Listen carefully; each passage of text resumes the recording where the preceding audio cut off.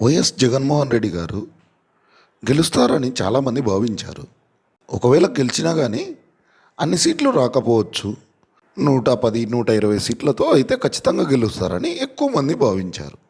కొంతమంది ఓడిపోతారు అని భావించిన వాళ్ళు ఓడిపోయినా కానీ 60-70 సీట్లన్నా ఖచ్చితంగా వస్తాయన్న ఆలోచన ఎక్కువ మందికి ఉండింది. అటువంటిది వైఎస్ జగన్మోహన్ రెడ్డి గారు కానీ చంద్రబాబు నాయుడు గారు కానీ ఊహించని విధంగా కేవలం 11 సీట్లు మాత్రమే రావడం అనేది దేవుని నిర్ణయం. ఒకవేళ వైఎస్ఆర్సీపీ నాయకులు భావిస్తున్నట్లుగా ఈవీఎం ట్యాంపరింగ్ అనేది జరిగిందనుకుందాం, కానీ ఆ విధంగా ట్యాంపర్ కావడానికి కూడా దేవుడు అలౌ చేశాడనే భావించాలి. అయితే ఇటువంటి తీర్పు రావడానికి జగన్మోహన్ రెడ్డి గారు తాను వ్యక్తపరిచినటువంటి అభిప్రాయాన్ని పరిశీలన చేసుకుంటూ అటువంటి అభిప్రాయం కలిగినటువంటి వ్యక్తుల జీవితాలలో జరిగినటువంటి బైబిల్లో తెలుపబడిన 2 సంఘటనలను పరిశీలన చేసుకుందాం. మొదటగా జగన్మోహన్ రెడ్డి గారు తాను వ్యక్తపరిచినటువంటి అభిప్రాయాన్ని గమనిద్దాం. ఒకటి గుర్తుపెట్టుకోవాల్సింది ఏంటంటే రజనీ, దేవుడు నాకు ఈ పదవి ఇచ్చింది ఎందుకు? దేవుడు దయ వల్ల నాకు ఈ పదవి వచ్చిన తర్వాత ఈ పదవి దేవుడు నాకు ఎందుకు ఇచ్చినాడు? నేను డబ్బులు సంపాదించుకునే దానికోసం కాదు దేవుడు నాకు ఈ పదవి ఇచ్చింది. నా కుటుంబ సభ్యులను కోటీశ్వరులను చేసేదానికి కాదు దేవుడు నాకు ఈ పదవి ఇచ్చింది. దేవుడు ఈ పదవి నాకు ఇచ్చింది ఎందుకనంటే హిస్టరీ క్రియేట్ చేయడం కోసం, పేదవాళ్ళ జీవితాలు మార్చడం కోసం. నా ఆశ, నా కోరిక కూడా చెప్తా ఉన్నా. నేను చనిపోయిన తర్వాత కూడా ప్రతి ఇంట్లో నా ఫోటో ఉండాలి, ప్రతి పేదవాడి గుండెల్లో బ్రతికే ఉండాలి. That is what drives me into politics. ఆ డ్రీము, ఆ కోరిక, ఆ ప్యాషను ఉంది కాబట్టే ఈరోజు హిస్టరీలో ఎవడో కూడా చేయని విధంగా ఈరోజు పాలన చేయగలుగుతా ఉన్నాం. పేదవాడికి మంచి చేసేదానికోసం వేగంగా అడుగులు వేయగలుగుతున్నాం చిత్తశుద్ధితో. జగన్మోహన్ రెడ్డి గారు వ్యక్తపరిచినటువంటి తన అభిప్రాయంలో మొదటగా జగన్మోహన్ రెడ్డి గారు దేవుణ్ణి గణపరిచినా కానీ ఓడిపోవడానికి గల కారణమేమి? రెండవదిగా కేవలం 11 సీట్లు రావడానికి గల కారణమేదో వాక్యానుసారంగా పరిశీలన చేసుకుందాం. దానియేలు గ్రంథం 4వ అధ్యాయంలో కొన్ని వచనాలను పరిశీలన చేసుకుందాం. మొదటగా మొదటి 3 వచనాలు. రాజగు నెబుకద్నెజరు లోకమందంతటా నివసించు సకల జనులకును దేశస్థులకును ఆయా భాషలు మాట్లాడు వారికి ఇలాగూ సెలవిచ్చుచున్నాడు, మీకు క్షేమాభివృద్ధి కలుగునుగాక. మహోన్నతుడవు దేవుడు నా ఎడల చేసిన అద్భుతములను సూచక క్రియలను మీకు తెలియజేయుటకు నాకు మనస్సు కలిగెను. ఆయన సూచక క్రియలు ఎంతో బ్రహ్మాండమైనవి, ఆయన అద్భుతములు ఎంతో ఘనమైనవి. ఆయన రాజ్యము శాశ్వత రాజ్యము, ఆయన ఆధిపత్యము తరతరంలో నిలుచుచున్నది. ఇంకా 30-31 వచనాలు చూద్దాం. రాజు బబులోనును, ఈ మహా విశాల పట్టణము నా బలాధికారమును నా ప్రభావఘనతను కనపరచుటకై నా రాజధాని నగరుగా నేను కట్టించినది కాదా అని తనలో తాను అనుకొనెను. రాజు నోట ఈ మాట ఉండగా ఆకాశం నుండి ఒక శబ్దము వచ్చాను. ఏదనగా, రాజగు నెబుకద్నెజరు, ఇదే నీకు ప్రకటన. నీ రాజ్యము నీ వద్ద నుండి తొలగిపోయాను.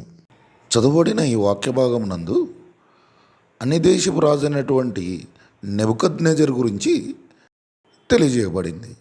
ఈ నెబుకద్నెజరు అనే రాజు యూదుల రాజు కాదు, ఇజ్రాయెల్ రాజు కాదు, కల్దీయుల రాజు.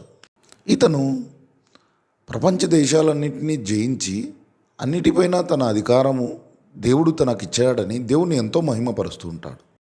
తాను దేవుడైన యెహోవాను మహిమపరచడమే కాకుండా తన సంస్థానాలలోని రాజ్యాలన్నిటికీ కూడా ఇతను దేవుడైన యెహోవా యొక్క కీర్తిని గురించి లేఖలు రాసి వాళ్ళకి తెలియజేసినట్లుగా మొదటి 3 వచనాలలో మనం గమనించవచ్చు.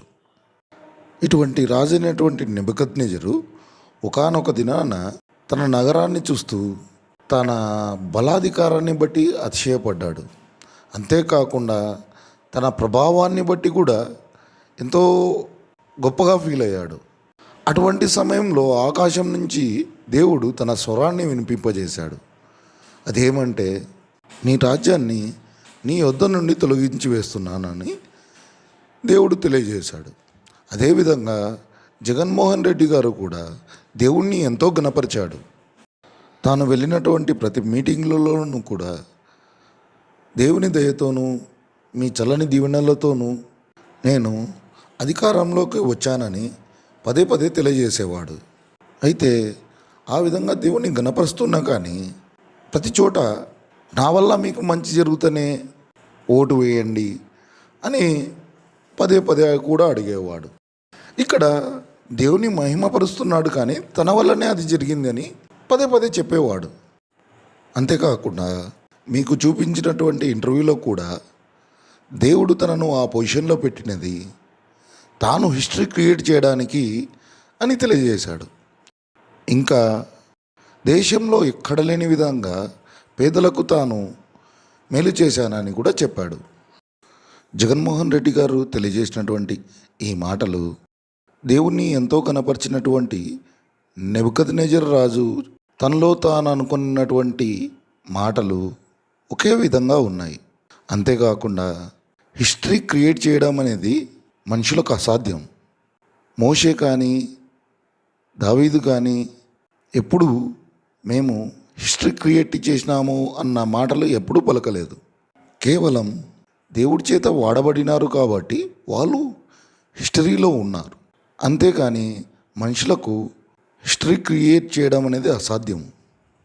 అదేవిధంగా నెబుకద్నెజర్ రాజు యొక్క రాజ్యము అతని నుంచి ఏ విధంగా తీసివేయబడిందో జగన్మోహన్ రెడ్డి యొక్క అధికారం కూడా దేవుడు ఆ విధంగానే తొలగించాడు. ఇంకా మీరు చూసినటువంటి జగన్మోహన్ రెడ్డి గారి ఇంటర్వ్యూలో తాను తెలియజేసినటువంటి ఒక మాట అదేమంటే, మనుషుల హృదయాలలో వాళ్ళ ఇంట్లో తన ఫోటో ఉండాలని తెలియజేశాడు. జగన్మోహన్ రెడ్డి గారు తెలియజేసిన ఈ మాట మనుషులుగా మనం చూసినట్లయితే అది ఎటువంటి తప్పు ఉండకపోవచ్చు, కానీ అది దేవుని యొక్క స్థానం.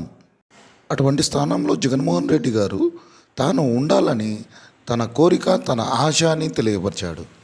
తన వలన దేవుడు జరిగించినటువంటి మంచిని బట్టి తనను అభిమానించాలని కోరుకోవడంలో తప్పు లేదేమో, కానీ తన మరణాంతరం కూడా మనుషుల గుండెల్లో ఉండాలని, తన ఫోటో వాళ్ళ ఇంట్లో ఉండాలని కోరుకోవడము దేవునితో సమానంగా చేసుకోవడమే.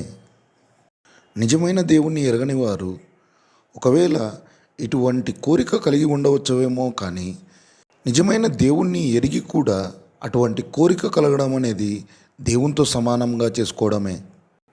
బైబిల్లో చూసినట్లయితే మరణించిన తర్వాత నా సంతానము అని తెలుపబడిందే, కానీ బైబిల్లో ఎక్కడా కూడా తాము నిలిచి ఉండాలనే కోరిక కోరుకున్నట్లుగా లేదు. అపోస్తుల కార్యములు 12వ అధ్యాయము 23వ వచనంలో హేరోదు రాజు దేవుణ్ణి మహిమపరచనందున దేవుడు అతనిని మోత్తెను అని వ్రాయబడింది. ఆ విధంగా జగన్మోహన్ రెడ్డి గారిని దేవుడు రాజకీయంగా 11 సీట్లకే పరిమితం చేశాడు.